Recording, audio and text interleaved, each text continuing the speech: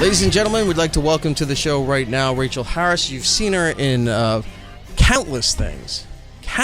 Like she's, in the last 15 years, I'll say, she's probably shown up in every major sitcom that's been on television. You may know her best from her roles on Suits, The Hangover, a whole bunch of other stuff. But right now, she's here to promote her brand new show, Lucifer, on Fox. Please say hello, Rachael Harris. How are you? Hi, I'm well. I'm really good. That's like on radio, I'm well. That's it. No, I'm really good. I'm good. I'm so glad to be here. Thanks for having me, guys. When I was asked, I was like, would you like to talk to her? And I said, okay. And I saw your photo. I'm like, oh my God, I can't even narrow down everything that I've seen you in. It's like I'm a gypsy. You know what? Like I just keep going. The most recent thing was because they brought Friends back on Netflix and then Nick at Night. I saw you in one of those episodes. That's one of my favorite episodes. Not because I'm in it, but also I was a huge Friends fan, and it was the one where Rachel has the baby. Right. Mm-hmm. And I was Tim DeKay, who's on White Collar. We were the Disgustingtons. We were the ones who shared. We were the first couple that shared the room with Ross and Rachel. And now look Just at where a little fun tidbit. Look where that launched you. I know. And everything in between. Yeah. Let's start off with Lucifer and get into some other things. Okay. Lucifer, a brand new show on Fox. It debuted after the return of the X-Files, which is a great lead-in to have, especially on Monday night where everything's a little out of sorts right now because football's gone, so everyone's coming right back to network television. Yeah. So this is an ideal time for this show to debut. Yeah. Well, first off, are you familiar with the comic book? I wasn't familiar with the comic book. I read the script just as a normal pilot.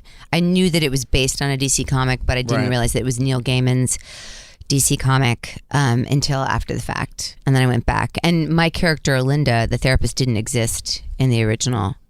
They created it for the show. They did, yeah, which is great. So you're like that. I forgot her name now. The blonde girl in Smallville. She didn't exist in Superman, but they just wrote her in as something to do with the TV show. Yeah. Did you? So now that you know that it's a comic book, did you ever take it upon yourself to go back and skim through some stuff to get a feel for the series? I did. My husband loves comic books as well, so he went back. He found like vintage Lucifer, the comic book. Right. And it, originally Lucifer was based on David Bowie. I could see that. Yeah, and he was sort of like this weird kind of British guy with blonde hair, and how they ended up with Tom Ellis is interesting because it actually makes a lot of sense. But the casting was really good. But yeah, to answer your question, I did go back and skim through them, and it's Were you like, what did I get myself into? No, I didn't because I already knew where we were going. But the comic book has always been the jumping off point for the show because comic books are one-dimensional just because of the way that they are. So in order for us to create a television show, our executives and showrunners and everything had to kind of make the characters more accessible, more and alive. Give them exactly. Yeah. Something that is great that they've kept from in the spirit of the comic book is Lucifer's dialogue and his cadence and the way he delivers his lines, and just a little bit ADD when he's experiencing Los Angeles. He was like, oh, what's going on over there? Like he was set to do something, and then he just walks across the street and is doing something else. It's like a lost puppy. Yeah. I love that. I love that you guys picked up on that because I didn't even realize that was a way that he spoke in the comic book. Right. In the second episode, not a spoiler to anybody, it's on Fox. Right, if you missed it's already it on here. demand, it's we can talk there. about it. If you haven't seen it, it's too late. The beginning of the second episode, he's just walking down the Walk of Fame in Hollywood there, and he's minding his own business, and then sees what he assumes to be a preacher off to the side, and he was heading somewhere else. He goes, oh, that looks like fun. Goes over there, and he's listening to the guy dictate what the devil does, and he's just sitting there. He's like, yeah, I do that. Or, wait, that's all you guys. I had nothing to do. That he has the give and take with everything. That he's not just this monster where the lore is supposed to be that he has no reasoning or sense of humor or any of that stuff. He's just there to torture and kill people. Right. He's walking around like a tourist having a great time. Right. And just taking in the human culture for what it is. Which is great because that dialogue in the comic book, I didn't know if it would transfer over, if people would think he was too snarky, too sarcastic. That would take some of the evil out of what he represents and where he comes from. And it actually adds a whole nother layer to it. And adds a whole level of scary evil to it, I think, because, and this is what, we always say that our show isn't based off of the Bible, but it is based off of the DC comic. Right. Which some could say is a Bible. Exactly. Well, and diehard fans, really are like, this is you're straying from the actual Bible of the comic. But again, it's difficult to keep a show going based on, we're not doing that comic. Right. We're not trying to take that comic and make it alive. We're basing it off of something. It's like an adaptation of the comic book, which is hard, I think. It's like when you've read a really great book and then you're like, well, this is horrible. This is nothing like. And there's so much that could literally happen in one panel that'll take like 20 minutes to explain on television. That's like the hard part too. That's like right. just like at an action scene, if someone like running through the air or something will take so much longer in a TV show than a comic. It's one panel and then you're done. Exactly. And that's, it's hard to translate that. And also we have a budget on a television show. Yeah, exactly. And sometimes that budget doesn't allow for all the neat special effects things that would have to go into really. Well, also making depends it on the what it network is. too. It does. Yeah. And the studio, let's be honest. But the special effects are really good in this show too. I think the Thank like you. the introduction of like the demons and with the way their feathers move and like even when he's like flipping the coin, but he's not really flipping the coin and Yes. It's just he has kinda eyes, hovering, like all that stuff is really Yeah, good. and you guys are okay with his eyes? Yeah. Like, Okay. you know what? It gave me flashbacks to the end of the Thriller video when I was a kid, and I would run out of the room because that was the only part that would terrify me was the cat eyes. And then I saw that and I was like, oh my God, he did it to that girl in the school. I was like, no. Exactly. But they got the eyes because like he thought of Thriller, I thought of Children of the Corn. Yes. Where the kid's eyes just all of a sudden me turn, too. and then all of a sudden you're like, okay, there's a problem here. Yeah. One of the things about Tom Ellis portraying Lucifer is that, and Brian and I were just discussing this, he's the devil, he's the king of the underworld, and his evilness doesn't come through when he's serious. Like when he looks mad and everything, the evilness really shows when he does that sort of creepy Joker smile that he does. Yes. And he looks like he's going to enjoy what's going to come next. Exactly. That's when he looks the most evil. I know. It's not the parts where he's gonna kill somebody or be pissed off. You're like, all right, he's gonna do that. But when he does that smile, and you know what, Stewie Griffin does that too. When his the head turns sideways. I Like love that. you. I love you. I love you. I love you. I love you. I love you. Yeah. But yeah, and he does because he can. It's because he's also.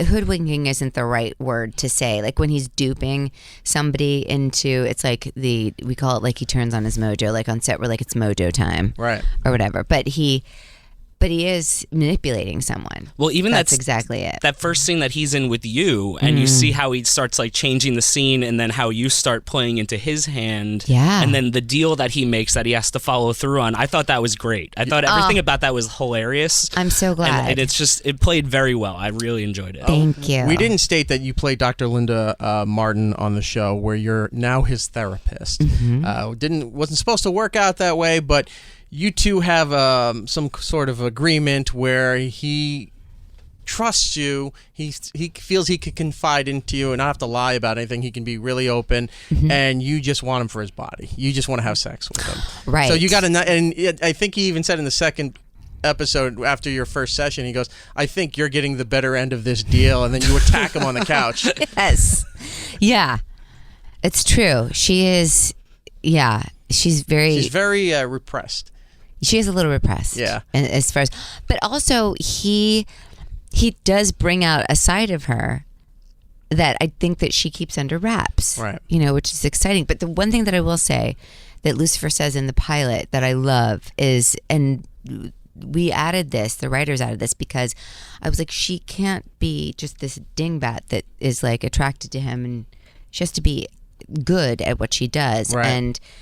And She is a doctor. Yeah, if you notice that Lucifer says, she's one of the complex ones, because she can see through him in a way other people can't. Right. And like she sees something in him that's troubling him, and that's what gives him the impetus to say, okay, I can actually talk to her because she can actually see me. Right. And So understand what he's going through. Yeah. He really lucked out by showing up in Los Angeles because he meets you and then Chloe, former B actress who's now a detective, and She's he's tough to fascinated look about at. her world.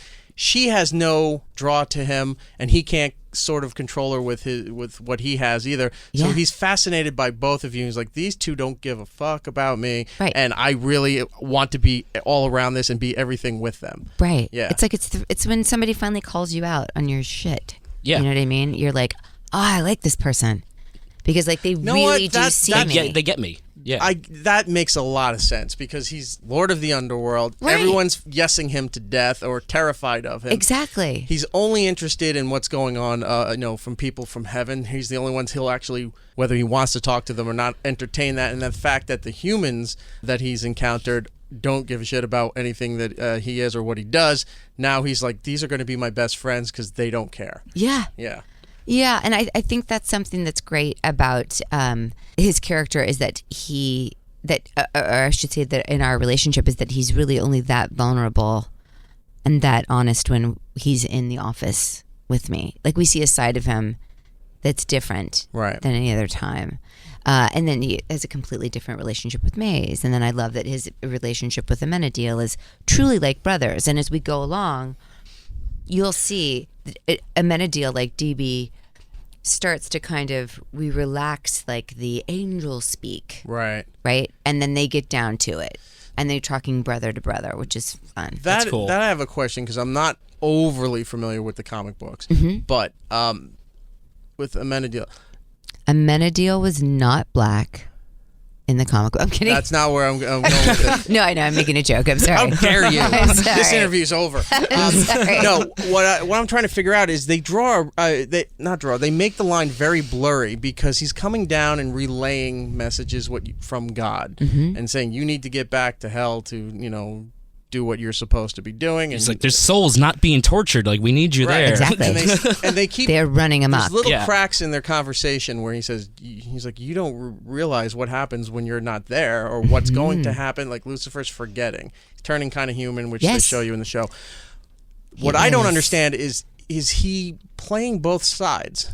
Being the angel, because it's like he's black. Most of the angels usually aren't black. The black angels are from hell, but he's black representing heaven. So you're trying to figure out, I'm like, okay, he's got something else going on that maybe God doesn't know about, and maybe I think Lucifer even said in one of the episodes that you're going to have to go back there. It's like, you can take the throne, you just want to inherit everything, you do it. And he's like, I don't want to do it.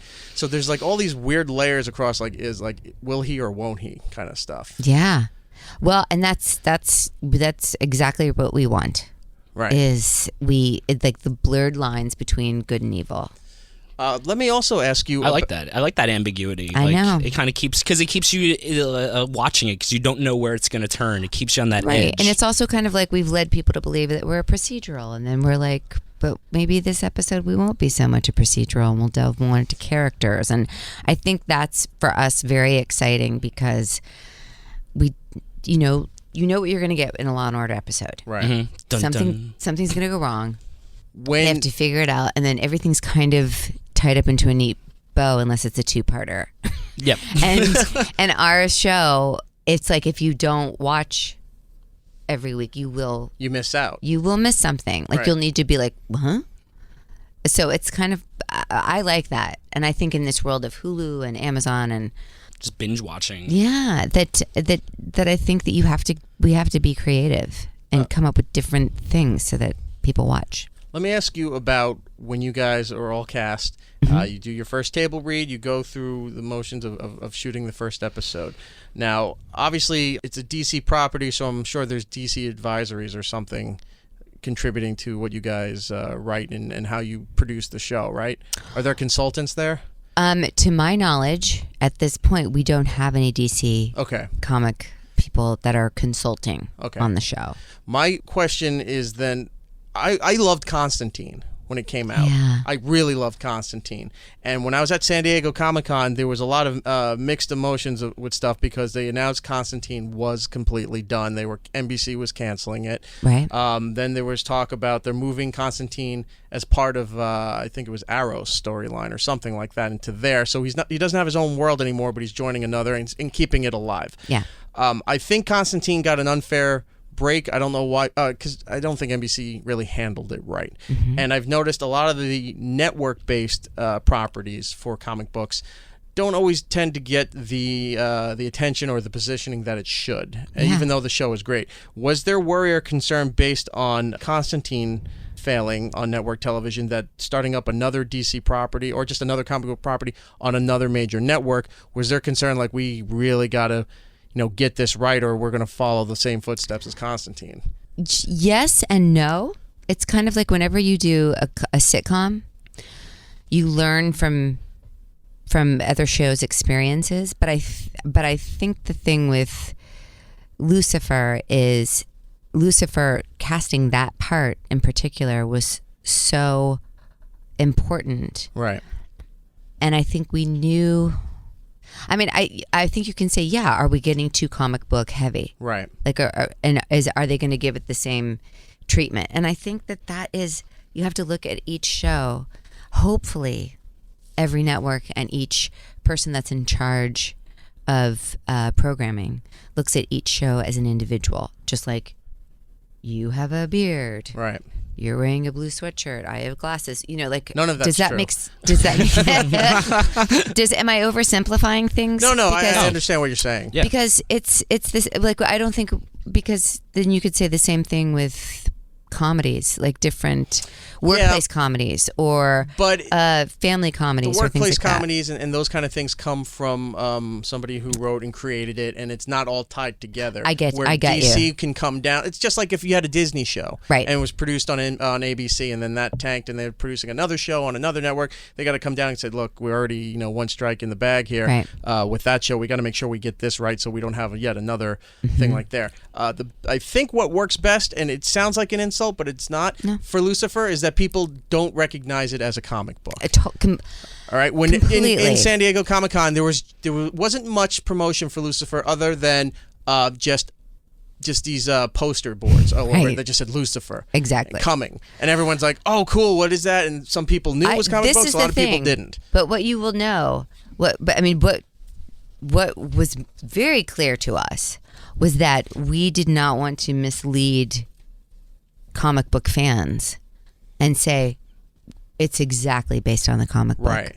Because that would be devastating and misleading because of all the experiences that people have had where they're like, you're it's going nothing directly like against the source material. Exactly. So we've been very, very clear in saying it's based starting here, but then we're going our own way, which is again, that's great because it keeps the like you said, doesn't keep the expectations realistic. Yeah, and it keeps everybody happy. So when stuff changes, like Walking Dead and things like that, that wasn't in the book, that wasn't in the comic book. Yeah, but we told you this was going to be the origin point, and we're going to go in our own way. Some of the comic book stuff for DC, like works well on the CW for the Flash and Green Arrow and some of the other properties that they're putting out. The CBS version of Supergirl is doing okay, not the best. So you have a definite advantage that people don't recognize that it's overly a comic book while being on Fox, because then you'll get more mass appeal. People will just look at it like, this is a really cool messed up drama. Exactly. Like somebody compared it to House, the way his characteristics and everything in there was being snarky love that, and not but caring I do about love everybody. That analogy. I'd rather take House than some other analogies than everyone that we've thinking had. like, oh, this is just some dumb comic book show. Exactly. Right. Well, no, but I think I grew up with comics, and my brothers all loved comic books, and so I have a soft spot in my heart for being a purist when it comes to representing that source material. That's why I think from the beginning we were like, it's going to disappoint people if we say for 1 second that we're completely honoring the comic book 100%, which you lose some fans that way. Right. But at the same time, at least you're being honest. Well, based on that, I love you even more now. We are out of time. The show is Lucifer, Monday nights, 9 p.m. on Fox. Rachael Harris, Rachael E. Harris on Twitter. Yep. Send her some love and tell her that you enjoy the show. Do. Thank you so much. You're so welcome. I wanted to focus on this because this is brand new, but if you come back, we'd love to talk to you again. Because literally, there's pages of everything that you've been in, and I'm like, we love it all. Best in Show, Mighty Wind, Archer, you were in. Oh, Archer. That's one of my favorite things I've ever done. Amazing. Yeah. Animation's great to do. Amazing. Yeah. Rachel, thank you so much for your time. Thank you so much. We'll see you next time. Yeah, you're welcome. Thank you.